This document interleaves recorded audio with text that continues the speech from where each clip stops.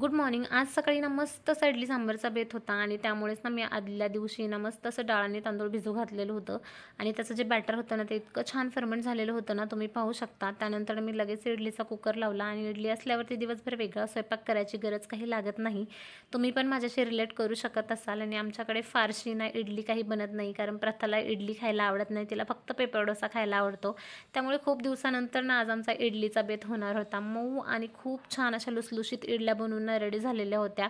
आणि ना एवढ्या छान लुसलुसीत इडल्या पाहून ना प्रथाला सुद्धा इडली खाण्याची इच्छा झाली. आता जास्त ती खाणार नव्हती, मला माहिती आहे. तिने फक्त एक इडली खाल्ली आणि त्याच्यानंतर पेपर डोसासाठी माझ्याकडे हट्ट केला. मग काय तिला तो बनवून दिला.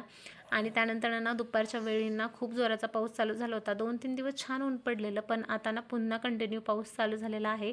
आणि तोच पाऊस पाहण्यासाठी ना प्रथा अशी बाहेर आलेली होती आणि ना ती छान असा पाऊस एन्जॉय करत होती आणि मला सांगत सुद्धा होती, मम्मा रोडवरती किती पाणी जमा झालं आहे ना. त्यानंतर तिने छान असा होमवर्क केला आणि मन लावून ती होमवर्क करते, पण त्याच्या मागची जी माझी मेहनत आहे ना ती वेगळीच आहे.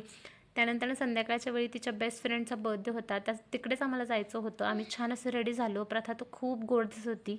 तिथे गेल्यानंतर मुलांची छान अशी मस्ती करायची चालू झाली होती आणि ना बर्थडेचं सेलिब्रेशन खूप छान असं झालं. चला भेटूयात नेक्स्ट व्हिडिओमध्ये. तोपर्यंत बाय बाय.